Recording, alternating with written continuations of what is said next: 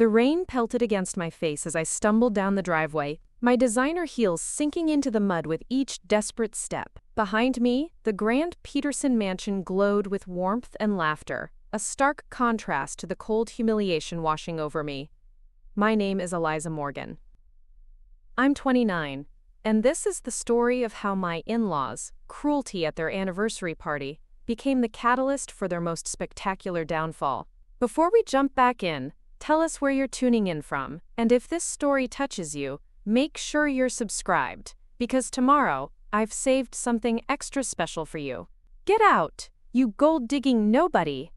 My mother-in-law's words still rang in my ears as I reached the end of their half-mile driveway. The security guard averted his eyes, pretending not to notice my soaked silk dress or the mascara streaking down my cheeks. I had married Richard Peterson 6 months ago in a small ceremony, against his family's wishes.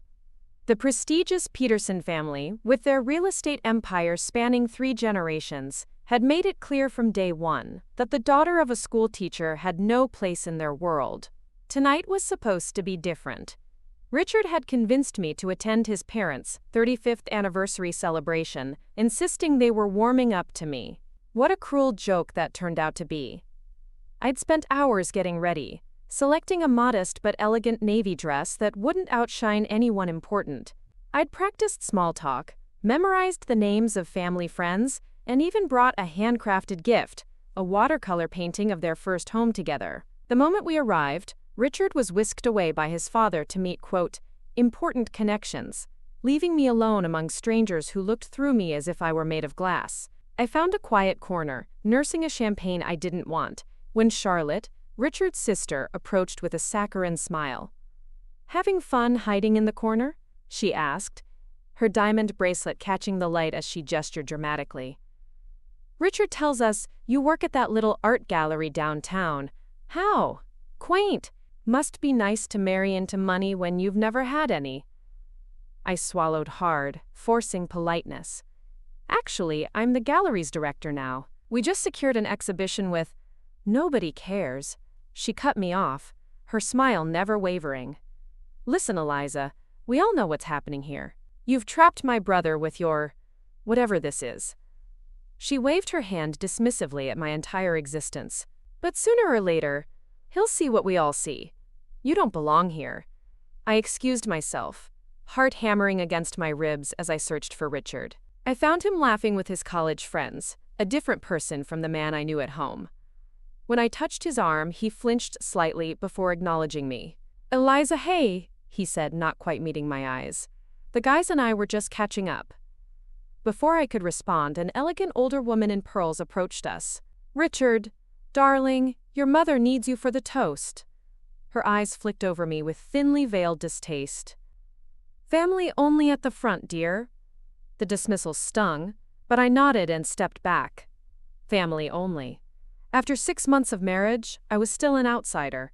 I watched as Richard joined his parents at the front of the ballroom, champagne flute raised high, surrounded by people who shared his last name and social status. As servers circulated with fresh drinks, I overheard snippets of conversation around me.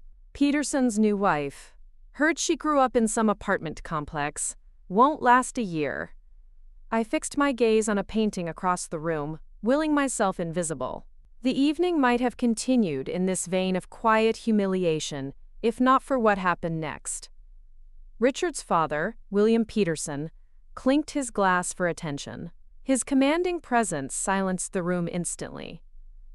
"Thank you all for celebrating this milestone with Margaret and me," he began, his voice carrying the confidence of old money. 35 years of building not just a marriage but a legacy."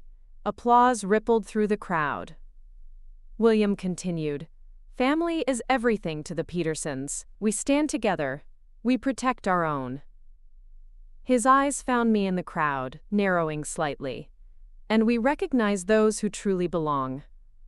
My stomach dropped. This wasn't just a toast, it was a message. "Richard," William called, gesturing his son forward. "Would you like to say a few words about family loyalty?" Something in Richard's posture changed. He straightened his shoulders, a transformation I recognized from business dinners when he needed to impress someone important. In that moment, I knew what was coming. "Family has always been my compass," Richard began, his voice steady. "The Peterson name carries responsibilities, expectations." He paused, and for a brief moment, our eyes met across the room. "Sometimes we make impulsive decisions that don't align with our family's best interests." The room fell silent. Charlotte smirked. Margaret Peterson dabbed at non-existent tears. "But true family," Richard continued, "helps us correct our course." Someone bumped into me from behind, causing me to stumble forward. My champagne splashed onto the marble floor, drawing every eye in the room. In the silence that followed, Margaret Peterson approached me with the precision of a predator. "How clumsy," she said, loud enough for everyone to hear. "But what can we expect from someone with your background?" She turned to Richard. "Darling, I think your wife has had enough excitement for one evening." Richard hesitated, just long enough to break my heart. "Perhaps you're right, Mother. Preparing and narrating this story took us a lot of time, so if you are enjoying it, subscribe to our channel. It means a lot to us." Now back to the story. Margaret's hand gripped my elbow with surprising strength for a woman in her 60s. "Let me show you out," she murmured, steering me toward a side door rather than the main entrance. "I can find my own way," I said, trying to maintain dignity. "Oh, I insist." Her smile didn't reach her eyes. Richard needs time with people who understand him. His real world. We reached a service entrance that led to the side of the house. Rain had begun to fall, heavy drops splattering against the gravel. "You know," Margaret said, blocking the doorway, "when Richard brought you home, I did my research. Eliza Morgan, daughter of a public school teacher and a nurse. Community college education. No notable family connections." She shook her head. "Nothing special at all." "I love your son," I said simply. "Love," she scoffed. "The Peterson fortune has survived 3 generations by making smart alliances, not by chasing love." She glanced over her shoulder, ensuring we were alone. "I'll make this simple. There's a prenup, as you know. Leave now, quietly, and I'll make sure you get a generous settlement. Stay, and we'll make your life unbearable until you break." The rain intensified, drumming against the roof. "You can't force me out of my marriage," I said, finding strength in anger. "Can't I?" Margaret's smile turned cruel. "William just received some very interesting information about your little gallery. One phone call, and your board of directors will receive evidence of financial irregularities under your management. Fabricated, of course, but very convincing." My blood ran cold. The gallery was my life's work, my passion since graduating. I'd fought for that director position, earned it through years of dedication. "You wouldn't. Try me." She opened the door wider, gesturing to the rain-soaked garden. "Now I believe you were just leaving." I stood frozen, dignity warring with disbelief. Then William's voice came from behind us. "Is there a problem, Margaret?" My mother-in-law's demeanor shifted instantly. "Not at all, dear. Eliza was feeling unwell. Too much champagne for someone not used to quality." William studied me with cold eyes. "Perhaps it's best if you go home and rest. Richard will be busy networking for the remainder of the evening." "I'll wait for my husband," I said, surprising myself with my steadiness. "Your choice," William replied, "but he's already called for his car to take him to the club after this. Boys' night, you understand." The betrayal cut deep. Richard had mentioned nothing about plans after the party. Charlotte appeared beside her father, a satisfied smile playing on her lips. "Oh, is Eliza leaving? Such a shame." She pretended to notice my distress. "Dad? Mom? She looks upset. Maybe we should call her a cab?"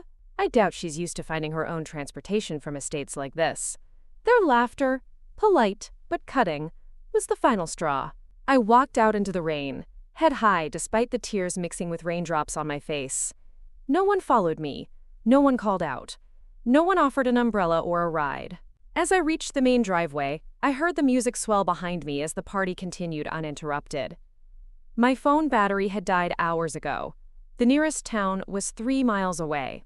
I began walking, each step a small rebellion against the family that had just humiliated me. What the Petersons didn't know, what Richard himself didn't fully understand, was exactly who they had just thrown out into the storm. Before meeting Richard, I'd been living under a different name, in a different world.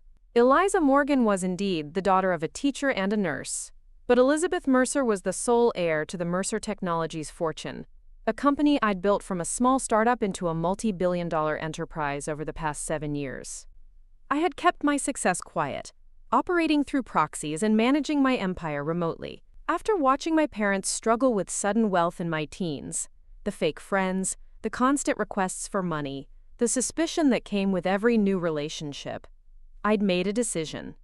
Anyone who entered my life would know me, not my bank account. When I met Richard at a charity event, I was Elizabeth Mercer in hiding, working at the gallery under my middle name because I genuinely loved art and needed something meaningful beyond boardrooms and investment meetings. He had pursued me relentlessly, charming the gallery director who lived in a modest apartment and drove a used car. I had fallen in love with his apparent kindness, his seeming appreciation for simplicity. Now, trudging through mud and ruined shoes, I realized how spectacularly I had misjudged not only his family but Richard himself. The rain soaked through my thin dress as I replayed every interaction with the Petersons, seeing the warning signs I'd ignored. Their real estate empire that Richard boasted about was impressive by normal standards, a few $100 million in properties across the state, but it was a fraction of what Mercer Technologies generated in a single quarter. After a mile of walking, headlights approached from behind. I moved to the side of the road, not bothering to look back. The car slowed beside me, a sleek black Bentley with tinted windows. The passenger window lowered. "Ms. Mercer?" The driver's voice was professional, familiar. I peered through the rain to see James, my longtime head of security, looking concerned behind the wheel. "James? What are you doing here?" "Protocol thunderstorm, ma'am," he replied, referencing our emergency procedure when I might be in danger. "Your personal phone went offline for more than 4 hours. The tracking device in your jewelry activated the protocol." I touched the small diamond stud in my ear, a gift to myself after my first billion, equipped with a subtle tracking device for my protection. I'd forgotten it was even there. "You've been following me all evening?" "Just monitoring, ma'am. But when you left the house on foot in this weather..." He stepped out with an umbrella and opened the rear door. The team became concerned. I slid into the Bentley's warm leather interior, suddenly aware of how cold I'd become. James handed me a plush towel and started the car. "Where to, Ms. Mercer?" I looked back at the glow of the Peterson mansion, growing smaller in the distance. In that moment, something shifted inside me, not rage, but resolve. For years I'd hidden my success, afraid that people would only see my money. But the Petersons had judged and discarded me when they thought I had nothing. What would happen when they discovered the truth? "James," I said, my voice steady, "I think it's time Elizabeth Mercer made a proper appearance in this town. Take me to the Grand Hotel." As the Bentley pulled away, I made 3 phone calls. The first to my chief financial officer. "Stephen, I need you to look into Peterson Real Estate Holdings. Find out everything. Their assets, their debts, their vulnerabilities." The second to my PR director. "Melissa, prepare a press release.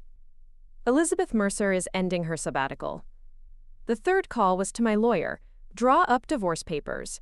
And Nathan, make sure there's nothing left to salvage." By morning, the business world would be buzzing with news of my return. By next week, I would begin systematically dismantling the Peterson family's fragile empire, not out of vengeance, but because they had shown me exactly who they were when they thought I was powerless. Sometimes, the best revenge isn't about destroying your enemies. It's about revealing your true power and watching them destroy themselves. The Grand Hotel's presidential suite offered a panoramic view of the city skyline, lights twinkling like stars against the pre-dawn darkness. I stood at the window, wrapped in a plush robe, watching raindrops race down the glass while my team assembled in the living area behind me. It had been nearly 2 years since I'd gathered them like this. My shadow cabinet, the brilliant minds who helped build Mercer Technologies while I remained its invisible heart. "Eliza, or should I say Elizabeth?" Stephen adjusted his glasses, spreadsheets fanned out before him. At 45, my CFO had been with me since the beginning, when Mercer Technologies was just 3 programmers in a rented garage. The Peterson portfolio is underwhelming. They've leveraged themselves to the breaking point, trying to maintain the appearance of old money. I turned from the window. Details. Their cash reserves wouldn't cover a month of operations. They've been borrowing against properties to finance new acquisitions, creating a house of cards. 3 of their major developments are behind schedule and over budget. He slid a document across the coffee table. Most concerning, or opportune, depending on how you look at it, they've just committed to a $50 million renovation project downtown. The Hartwell Building. The name caught my attention. The Historic Theater? The very one, Melissa chimed in. My PR director was already dressed for battle in a crisp blazer despite the early hour. They bought it last year, planning to gut it for luxury condominiums. Preservationists are fighting it, but the Petersons have friends on the city council. I picked up the document, scanning the details. The Hartwell had been a cultural landmark for nearly a century, hosting everything from silent films to Broadway tours. My mother had taken me there as a child to see the Nutcracker every Christmas. The thought of it being destroyed for overpriced condos made my stomach turn. Nathan, I addressed my lawyer. What's our position? Nathan leaned forward, silver hair framing his shrewd face. The renovation hinges on financing from First Capital Bank. William Peterson has been friends with their board chairman since college. Standard old boys, network. His smile was razor sharp.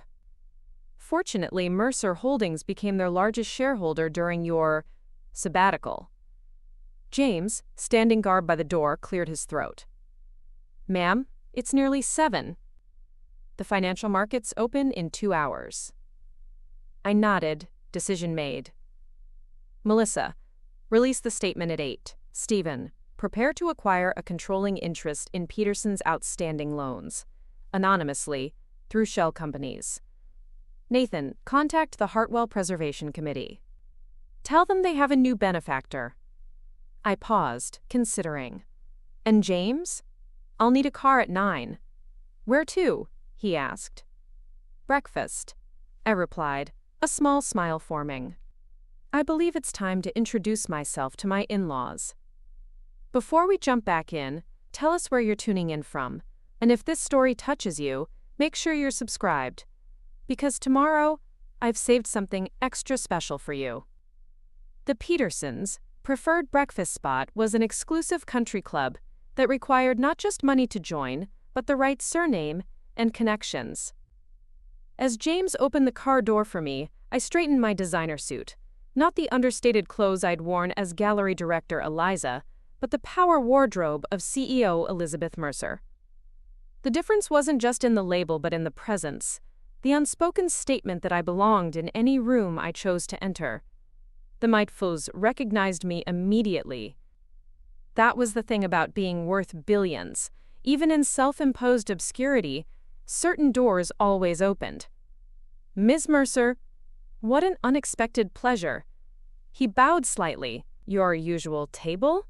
Actually, I smiled, spotting the Peterson family seated by the window. I see my breakfast companions have already arrived. Confusion flickered across his face, but he recovered quickly. Of course. Right this way. As we approached, I watched the tableau unfold. William reading financial reports while Margaret gossiped with Charlotte. Richard stared morosely at his untouched eggs Benedict. They looked smaller somehow, less intimidating than the towering figures who had humiliated me just hours earlier. The maitre d' cleared his throat. Excuse me, Mr. Peterson. Ms. Elizabeth Mercer would like to join you. 4 heads snapped up in unison. Richard's face drained of color as recognition dawned, followed quickly by confusion. Elizabeth Mercer? William stood, business instinct kicking in at the mention of one of America's wealthiest entrepreneurs. This is unexpected. I don't believe we've had the pleasure. Actually, I said, taking a seat without waiting for an invitation, we met last night. You showed me the service exit. I turned to the maitre d'. Coffee, please. Black. Stunned silence fell over the table. Margaret recovered first. Social training overriding shock. There must be some mistake. Last night we were celebrating our anniversary. The only people who... She stopped abruptly, eyes widening as she finally connected the dots. Eliza? Elizabeth Mercer Morgan, technically. I corrected, smoothing my napkin across my lap. Though after last night, I'll likely be dropping the Morgan soon enough. Richard found his voice, strangled though it was. You're Elizabeth Mercer? The Elizabeth Mercer? The very same. My coffee arrived, and I took a deliberate sip. Founder and CEO of Mercer Technologies, currently worth about $18. $7 billion, give or take a few $100 million depending on the market today. I checked my watch. Which reminds me, the market's open in 20 minutes. I have some transactions to complete. William's business mind was working furiously. I could practically see the calculations behind his eyes. Why the deception? Why work at a small gallery under a false name when you're not a false name? Eliza is my middle name, and I worked at the gallery because I love art and wanted something real in my life. I looked directly at Richard. I wanted someone who would love me for myself, not my bank account. Charlotte laughed nervously. This is absurd. If you're really Elizabeth Mercer, why would you let us treat you like someone beneath you? I finished for her. That's precisely the point, Charlotte. I wanted to see who you were when you thought I had nothing to offer but myself. Richard reached for my hand across the table. I withdrew it smoothly. Eliza, Elizabeth, he stammered. Last night was a misunderstanding. My parents were just showing me exactly who you all are, I interrupted. And I'm grateful for the clarity. William, ever the strategist, shifted tactics. Well, this is certainly unexpected, but ultimately a wonderful surprise. The Peterson and Mercer families. Together, we could create quite the power alliance. I smiled thinly. That would have been possible yesterday. Today, however. My phone chimed with a notification. Ah, right on schedule. I turned the screen toward them, displaying a breaking news headline. Tech billionaire Elizabeth Mercer returns to business world after 2-year hiatus. Margaret's perfectly manicured hand trembled as she reached for her water glass. I don't understand. What does this mean? It means, I said, rising from my seat, that the woman you threw out into the rain last night now controls the fate of your family's business. I dropped several $100 bills on the table. For the coffee. And Richard?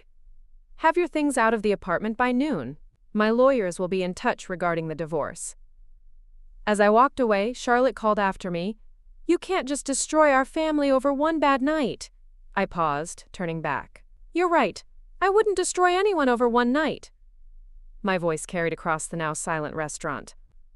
I'm responding to a pattern of behavior that revealed your true character. You judged me based on what you thought I lacked. Now you'll be judged by what you actually are. Preparing and narrating this story took us a lot of time, so if you are enjoying it, subscribe to our channel. It means a lot to us. Now back to the story. The next week passed in a carefully orchestrated symphony of business maneuvers. Mercer Holdings acquired the loans backing 3 major Peterson developments. The Preservation Committee for the Hartwell Building received an anonymous $10 million donation and suddenly found themselves with powerful allies on the city council. The Peterson family's social invitations mysteriously dried up as word spread of their precarious financial position. I hadn't planned on dismantling their entire world, merely creating enough pressure to ensure they understood the consequences of their actions. But Richard's response surprised me. Rather than begging forgiveness or attempting reconciliation, he filed a countersuit to my divorce proceedings, claiming he deserved half of all assets acquired during our marriage, including my shares in Mercer Technologies. He doesn't have a case, Nathan assured me, pacing my office. The prenup is ironclad. But the publicity is damaging, Melissa pointed out. The markets hate uncertainty. They were right. Our stock had dipped 3% since Richard's lawsuit hit the news. It wasn't the money that bothered me. I could lose billions and still have billions. But the principle. The Petersons were still trying to take what wasn't theirs. still refusing to recognize their own role in this situation. "What's our next move?" Stephen asked. I stared out at the city skyline, considering. "We've been playing defense. It's time to change tactics." That afternoon, I called a press conference. Standing before a forest of microphones, cameras flashing like lightning, I told my story, not as a victim seeking sympathy, but as a businesswoman exposing a truth. For 2 years, I stepped away from public life to reconnect with what matters most: authentic human connection. I began. I worked at a small art gallery under my middle name, lived modestly, and eventually met a man I believed loved me for myself. I paused, letting the tension build. What I discovered instead was a family who judged me based solely on perceived wealth and status until they learned who I really was. A reporter called out, "Are you referring to the Petersons' lawsuit claiming you hid assets during your marriage?" "I'm referring to a system that values net worth over human worth," I replied. "The lawsuit is merely a symptom of that mindset." Another voice, "What do you say to accusations that you deliberately misled the Peterson family?" I say that I presented myself honestly as someone who loved art, worked hard, and valued substance over status.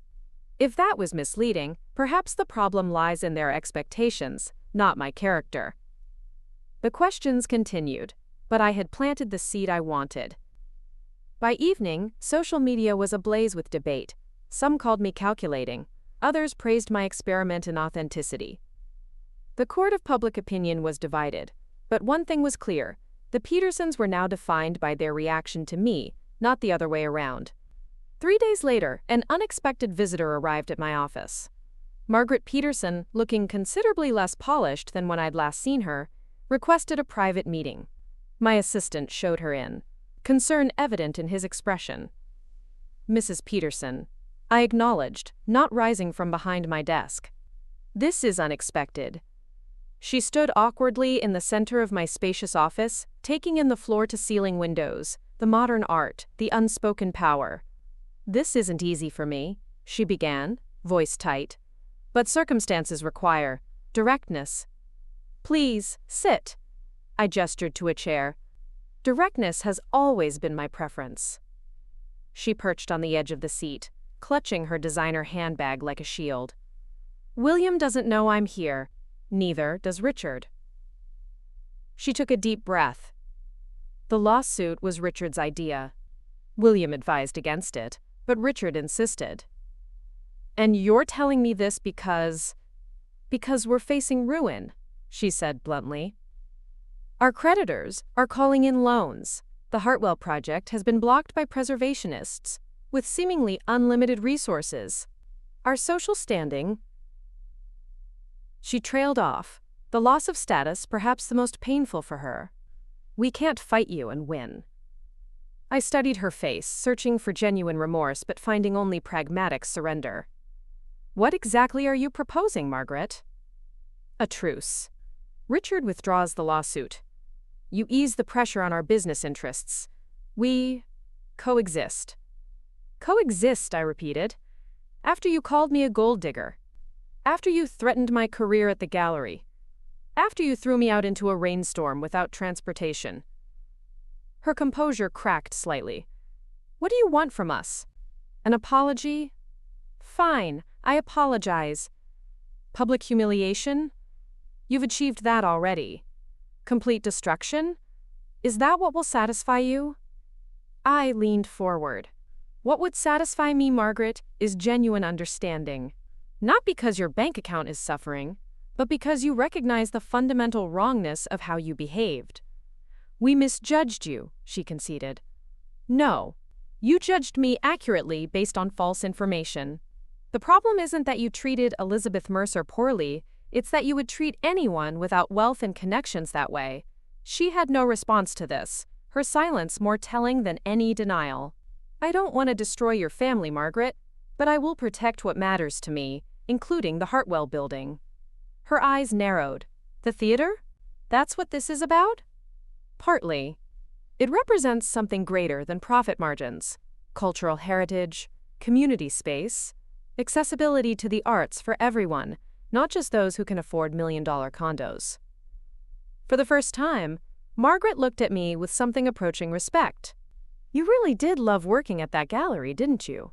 It wasn't just a cover. It was never a cover. It was a part of myself I'd neglected while building Mercer Technologies. She nodded slowly. What if we pivoted the Hartwell project? Restored the theater instead of demolishing it? Created a cultural center with the Peterson name on the foundation? The suggestion surprised me. That would require a complete restructuring of your business model. Yes, she admitted, but it might save our company. And, she hesitated, it might begin to address some of your concerns about our values. I considered her proposal. It wasn't perfect. Her motivation still stemmed more from self-preservation than genuine change. But it was a start. I'd need to see concrete plans, community involvement, affordable access guaranteed. Of course, she agreed quickly. William could have preliminary proposals to you by next week. And Richard? Her expression tightened. Richard will withdraw the lawsuit. As for your marriage, that's between you and him. There is no marriage to salvage, I said firmly, but I won't let this divorce become any more of a media circus than it already is. Margaret stood, gathering her dignity around her like a cloak. For what it's worth, she said, hand on the doorknob. I'm sorry for how we treated you that night. Not because of who you turned out to be, but because no one deserves that kind of cruelty. It took losing nearly everything to see that. After she left, I sat alone in my office, watching the city lights emerge as dusk fell. Margaret's apology wasn't perfect, but it was honest. Perhaps the first genuine interaction we'd ever had. It wouldn't erase what happened, but it opened a door to something neither of us had anticipated: understanding. The next morning, Richard withdrew his lawsuit. William Peterson personally announced the Hartwell restoration project, with community leaders and preservation experts prominently involved. Social media buzzed with the apparent reconciliation between the Mercer and Peterson business interests, though few knew the personal story behind the headlines. One person who did understand was Charlotte. She appeared at my gallery, where I still worked 2 days a week, now openly as Elizabeth Mercer, on a quiet Tuesday afternoon. I didn't think you'd still be here, she said, gesturing around at the modest space, with everything else you have going on. I set down the catalog I'd been reviewing. This place reminds me of why I work at all. Not for money or status, but to bring beauty and meaning into the world.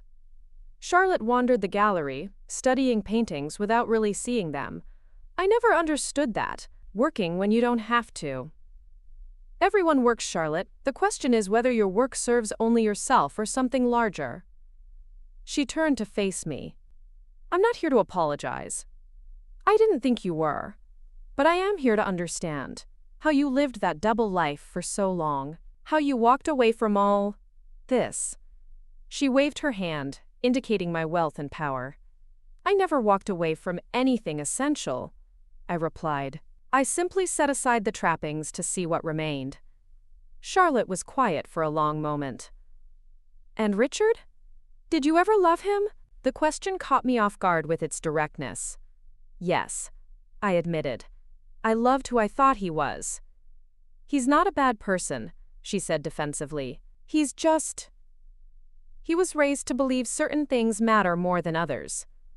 We all were, I acknowledged. The difference is whether we question those beliefs when they harm others. Charlotte nodded slowly. I've been offered a position with the Hartwell Foundation, coordinating community arts programs. This surprised me. And you're considering it? I already accepted. A hint of defiance colored her voice. It pays practically nothing compared to my trust fund, but... She shrugged. Maybe it's time I found out what I'm actually worth. As she left, I realized that perhaps the most meaningful victory wasn't in humbling the Petersons' pride or restructuring their business. It was in challenging them to re-examine their values. Not everyone would change, of course. Richard and I finalized our divorce without ever having another meaningful conversation. William still viewed the world primarily through the lens of profit and loss. But Margaret threw herself into the Hartwell restoration with unexpected passion, discovering a talent for historical preservation. And Charlotte's community programs quickly became the most successful aspect of the foundation, bringing arts education to schools that had lost funding for such luxuries. As for me, I continued living authentically, no longer hiding my success but refusing to be defined by it. The woman who had been thrown out into the rain discovered that sometimes the storm is exactly what you need to wash away pretense and reveal your true strength. 6 months after the night of the rainstorm, I stood at the podium on the newly restored Hartwell Theater's stage, surveying the crowd gathered for its grand reopening. Crystal chandeliers sparkled overhead, their light reflecting off the meticulously restored gold leaf detailing that adorned the ceiling. The air buzzed with anticipation, as Seattle's most influential citizens mingled with community arts leaders, local students, and members of the press. The Hartwell has always been more than just a building, I began, my voice carrying through the historic space. It's a testament to the power of preservation, not just of architecture, but of cultural heritage, of community space, of the belief that beauty and art belong to everyone. From my vantage point, I could see Margaret Peterson sitting in the front row, her expression a complex mixture of pride and lingering discomfort. Beside her, William looked polished as ever, though the strain of the past months had etched new lines around his eyes. Charlotte stood at the back, surrounded by a group of teenagers from her arts program, her animated gestures a world away from the bored socialite I'd first met. Richard was conspicuously absent. Our divorce had been finalized 3 months earlier, and he'd promptly left for Europe. Running from scandal or seeking a fresh start, I wasn't entirely sure. The tabloids had eventually tired of our story, finding fresher dramas to feed the public's appetite for fallen elites. Today marks not just the rebirth of a landmark, I continued, but the birth of a new vision for what business leadership can accomplish when profit aligns with purpose.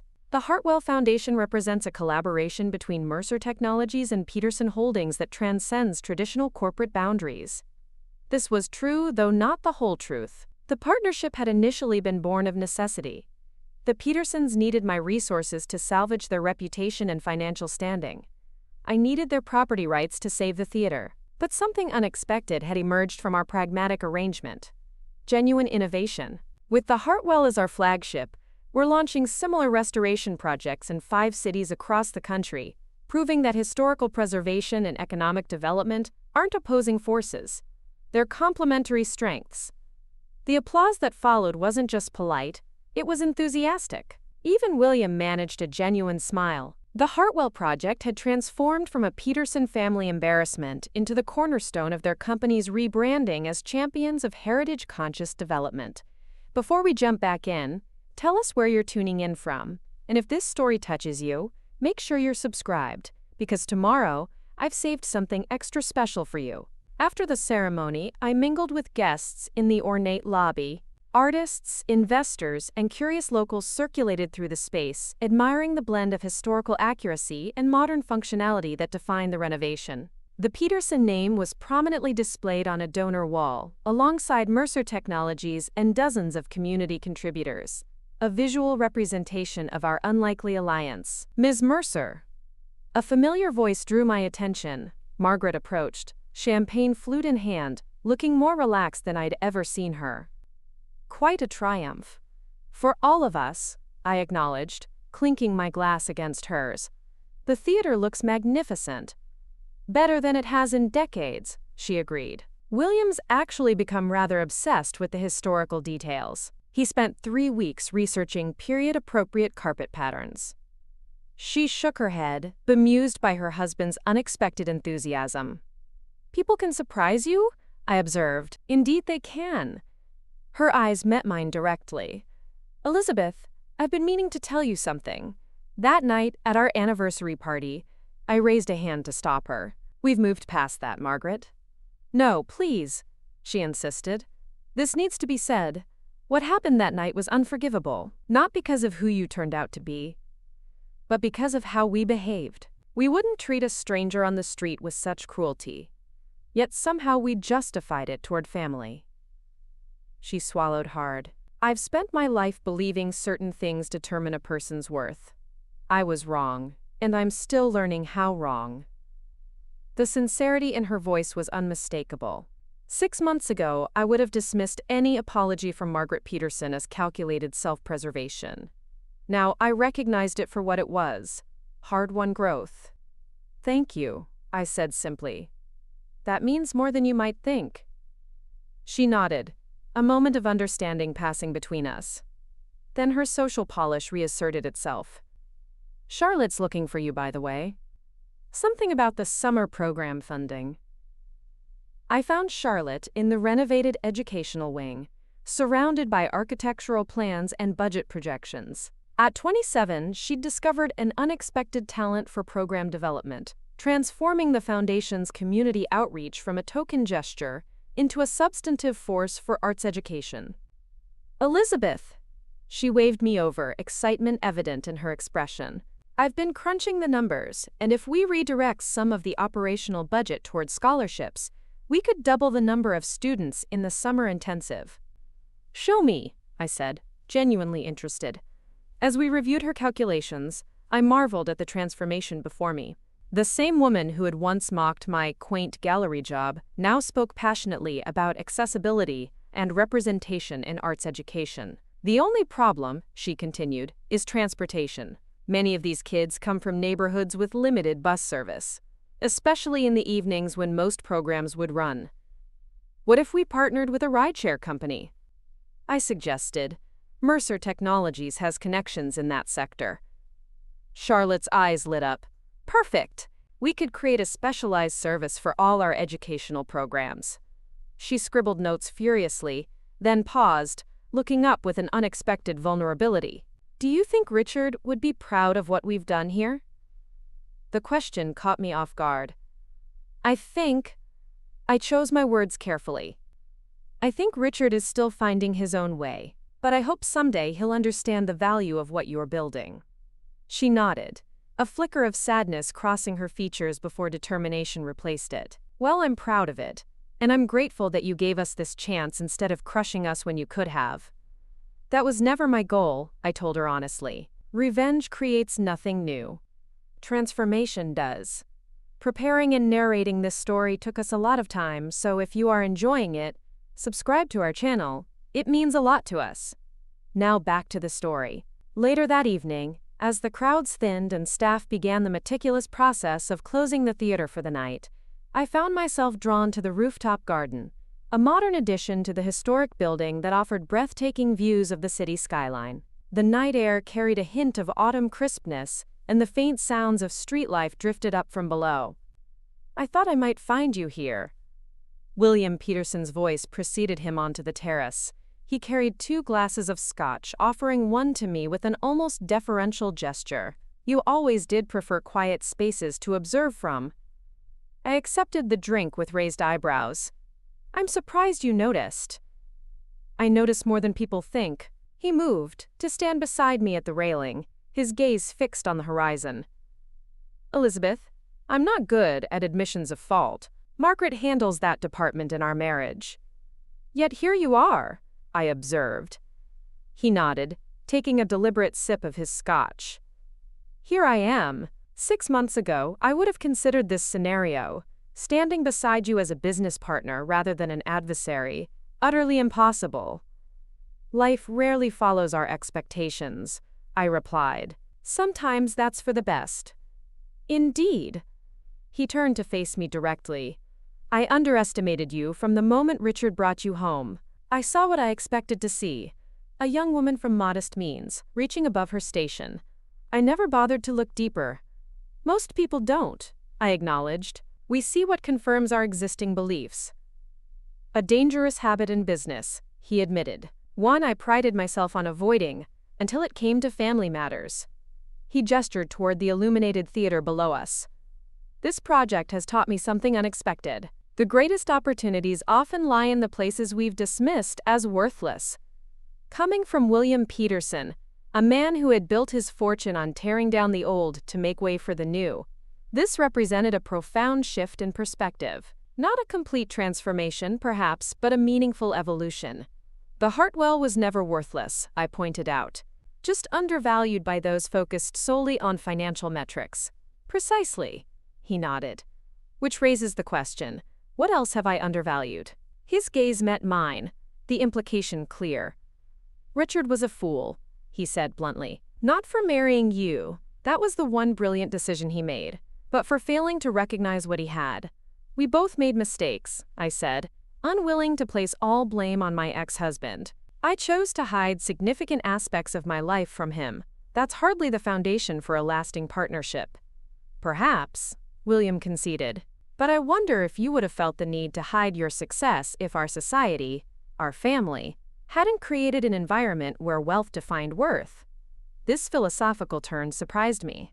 "Are you suggesting the Petersons are responsible for wealth inequality and social stratification?"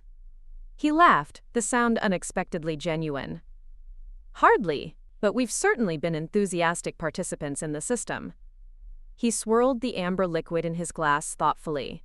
"The irony isn't lost on me, Elizabeth. We rejected you when we thought you had nothing, then discovered you had more than we ever did. Not just financially, but in vision and character." "And now?" I prompted. "Now we're learning," he said simply. "Some of us more quickly than others."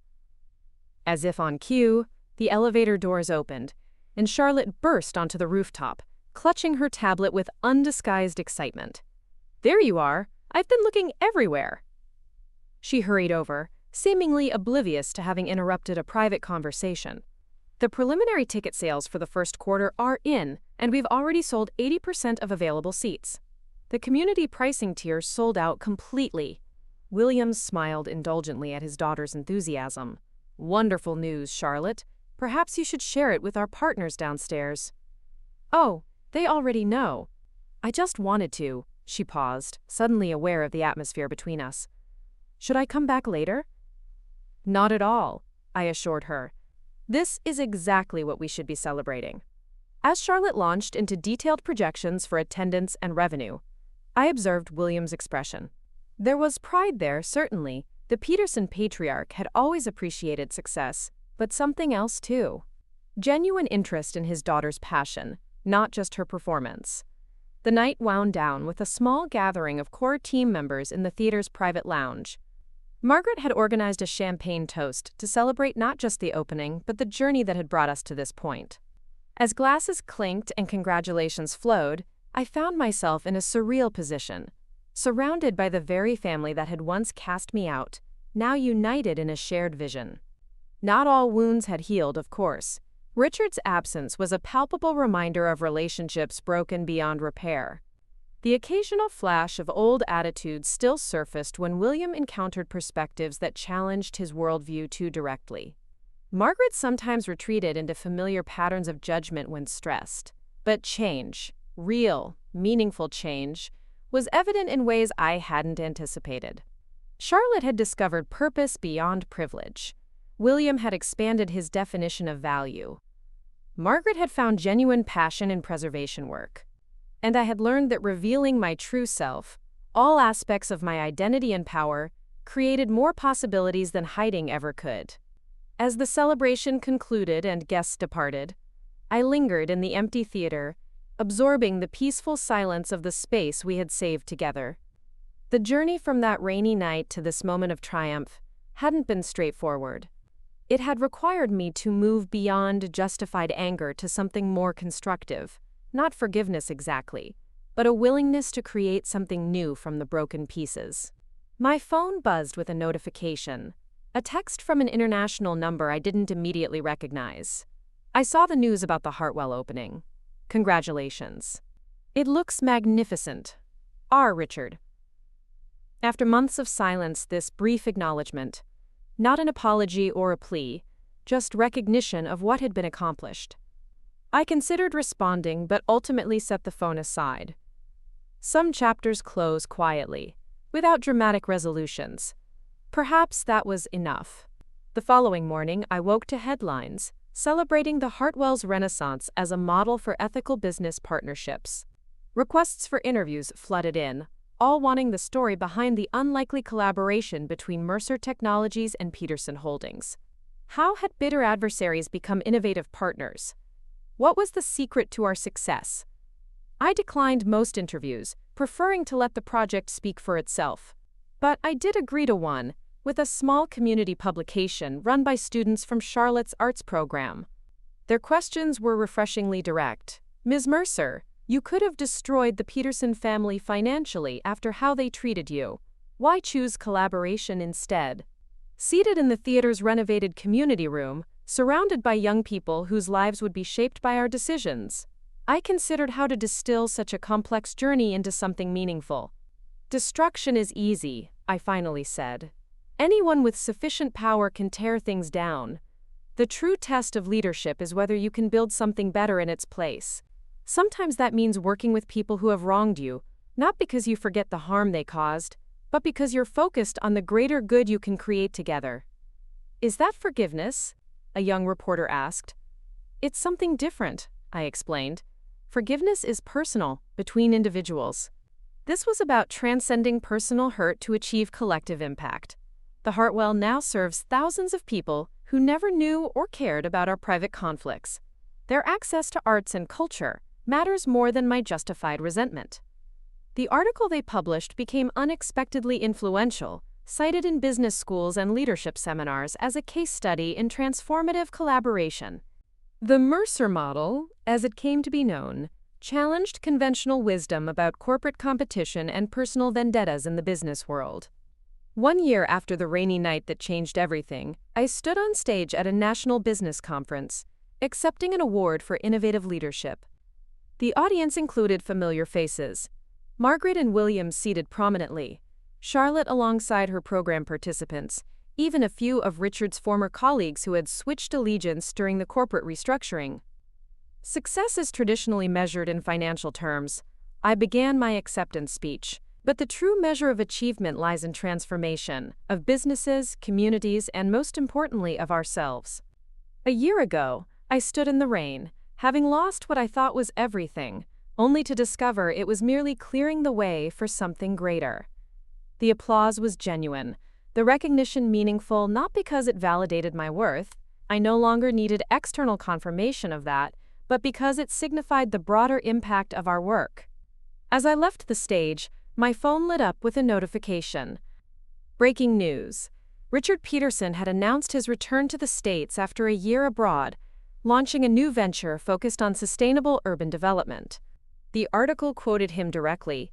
"My time away gave me perspective on what truly matters in business and in life. I'm returning with a commitment to creating value beyond profit margins." I smiled, genuinely pleased that Richard had found his own path to growth. We would likely never reconcile, but perhaps we had each catalyzed necessary change in the other's life. Sometimes the people who cause our greatest pain also trigger our most significant evolution. That evening, I hosted a small dinner at my home for the core team behind the Hartwell Foundation. Charlotte arrived first, bringing preliminary plans for expanding the program to additional cities. Margaret and William followed. Their dynamics subtly shifted from the rigid hierarchy I'd first observed. They now functioned more as equal partners, each with distinct contributions to their shared vision. As we gathered around the table, I took a moment to appreciate the improbable journey that had brought us together. The family that had once thrown me into the rain now sat in my home, working alongside me toward goals bigger than any individual agenda. "A toast," William proposed, raising his glass. "To unexpected partnerships and the wisdom to recognize opportunity in adversity. And to authenticity," Margaret added. "In business and in life." Charlotte smiled. "To transformation, of buildings, businesses, and beliefs." I raised my glass to join theirs. "To the rain," I said simply. "Sometimes you need a storm to clear the path forward." Later, as the evening concluded and my guests departed, I stood on my balcony overlooking the city lights. The same view I had contemplated in despair that rainy night now filled me with a sense of purpose and possibility. I had discovered something powerful in the aftermath of humiliation. True worth is never determined by others' perceptions. It's revealed in how you respond when those perceptions fail you. My journey from rejection to reinvention had taught me that the greatest power lies not in wealth or status, but in the courage to stand authentically in your truth, regardless of whether others recognize its value. Sometimes you must be thrown out into the rain to discover just how brightly you can shine. Up next, you've got two more standout stories right on your screen. If this one hit the mark, you won't want to pass these up. Just click and check them out. And don't forget to subscribe and turn on the notification bell so you don't miss any upload from us.